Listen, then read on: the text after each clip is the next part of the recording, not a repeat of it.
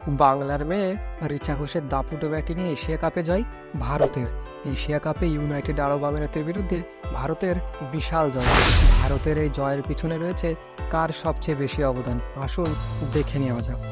আপনি যদি চ্যানেলটিতে নতুন হয়ে থাকেন, চ্যানেলটি অবশ্যই সাবস্ক্রাইব করুন এবং পাশে থাকা বেল আইকনটি অবশ্যই প্রেস করবেন। এশিয়া কাপে ভারতীয় মেয়েরা দেখাচ্ছে দাপট।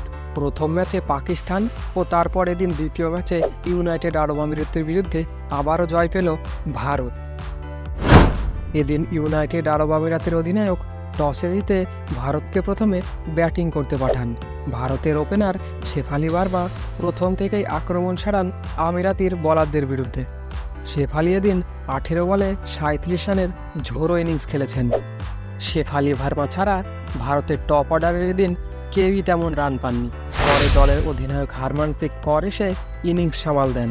হারমানপ্রীত কর 47 বলে 66 রানের একটি অসাধারণ ইনিংস খেলেছেন। হারমানপ্রীত তার ইনিংসে 7টি 4 ও একটি 6 হাঁকান।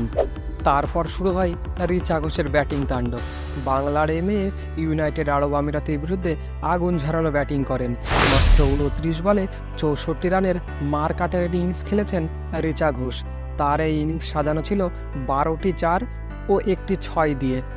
আর রিচা ঘোষের এই ইনিংসের সুবাদে ভারতের রান পৌঁছে যায় 201-এ। 202 রানের টার্গেট ছিল ইউনাইটেড আরব আমিরাতের কাছে পাহাড় সমান। ভারতের বোলারদের সামনে যখন এই রান চেজ করতে নামেন আমিরাতের ব্যাটসম্যানরা, তাদের অধিনায়ক ইশারোহিত ও কাবিসা ছাড়া কেউই দাঁড়াতে পারেননি ভারতের বোলারদের সামনে। ভারতের দিক থেকে ভারতের প্রত্যেক বোলারের ঝুলিতে উইকেট গিয়েছে।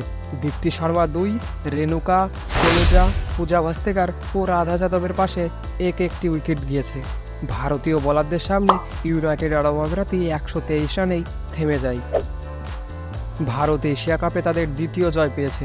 ভারতীয় মেয়েদের পরবর্তী ম্যাচ রয়েছে আগামীকাল নেপালের বিরুদ্ধে। ভিডিওটি যদি আপনাদের ভালো লেগে থাকে, ভিডিওটি অবশ্যই লাইক করবেন এবং ক্রিকেট দুনিয়ার সমস্ত খবর সবার আগে পেতে চ্যানেলটিকে অবশ্যই সাবস্ক্রাইব করুন।